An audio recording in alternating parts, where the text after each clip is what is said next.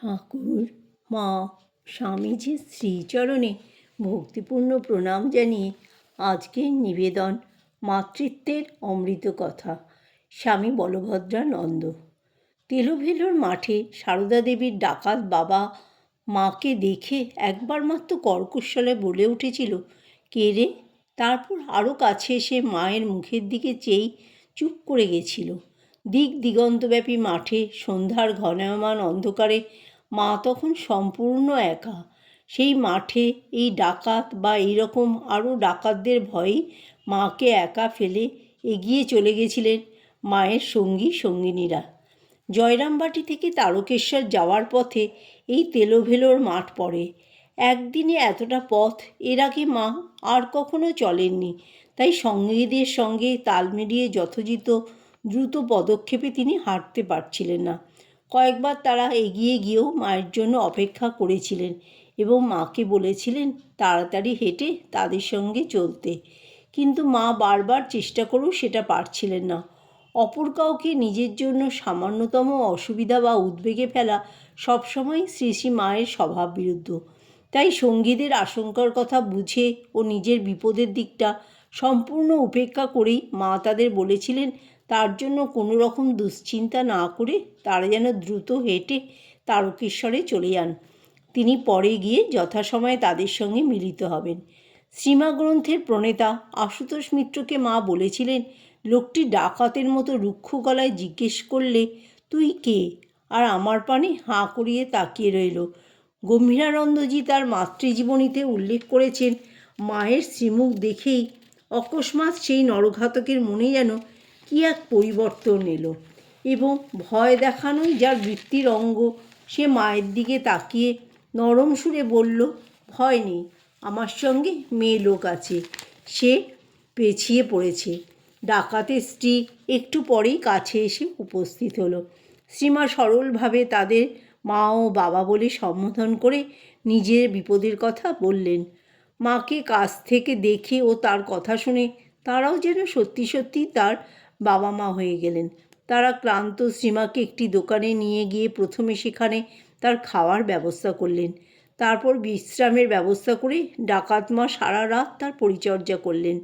ডাকাত বাবা সারা রাত দোকানের দোরগোড়ায় লাঠি হাতে দাঁড়িয়ে তাকে পাহারা দিলেন এবং পরদিন তাকে সঙ্গে করে তারকেশ্বর পর্যন্ত পৌঁছে দিয়ে মায়ের অন্য সঙ্গী সঙ্গিনীদের সঙ্গে দেখা না হওয়া পর্যন্ত মায়ের ডাকাত বাবা মা তাকে একা ছাড়লেন না, যেন সত্যি সত্যি তিনি তাদের স্নেহের মেয়ে।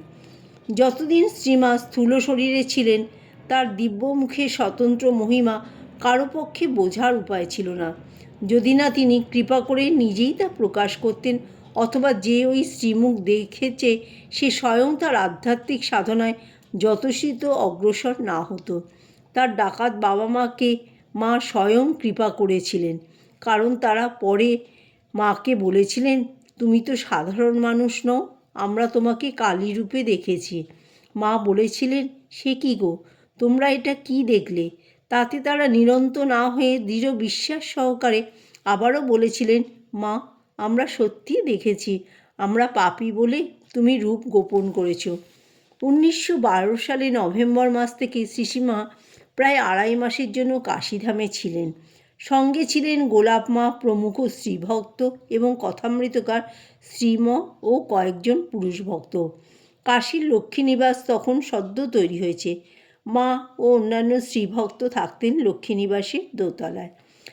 মাস্টারমশাই প্রমুখ পুরুষ ভক্ত থাকতেন একতলায়। একদিন উপরের প্রশস্ত বারান্দায় শ্রী শ্রী মা ও গোলাপ মা যখন বসে আছেন, তখন একজন মহিলা এলেন মা ঠাকুরন যিনি আছেন তাকে প্রণাম করতে। শ্রী শ্রী মায়ের জীবনের সঙ্গে গোলাপ মা ও যোগীর মার নাম দুটি অঙ্গাঙ্গিকভাবে জড়িত।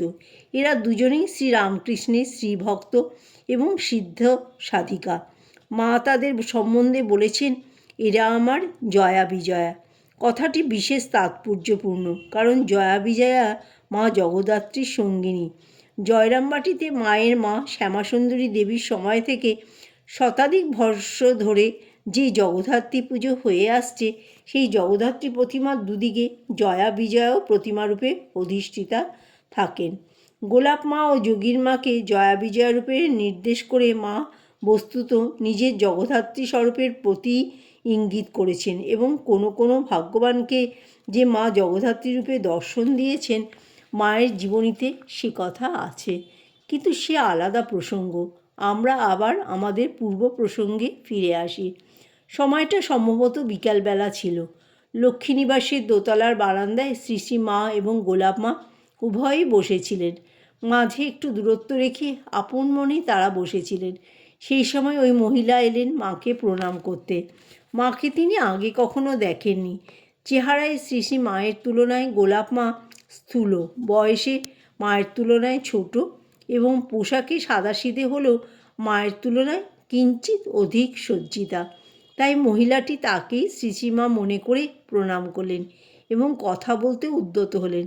ব্যাপারটি বুঝতে পেরেই গোলাপ মা শ্রীশ্রীমাকে দেখিয়ে দিয়ে তাকে বললেন, আমি নই, উনি মা ঠাকুরন। মহিলাটি কিন্তু মায়ের সাদাসিধে চেহারা ও পরিচ্ছদ দেখে বিশেষ আকৃষ্ট হলেন না। ভাবলেন গোলাপ মা বুঝি তার সঙ্গে রসিকতা করছেন এবং গোলাপ মার কাছেই অনড় হয়ে দাঁড়িয়ে রইলেন। গোলাপ মা যখন আবার তাকে মায়ের দিকে নির্দেশ করে বললেন, আমি নই, উনিই মা ঠাকুরন, তখন অগত্যা সেই মহিলা শ্রীশ্রীমা অভিমুখে পদক্ষেপ করলেন।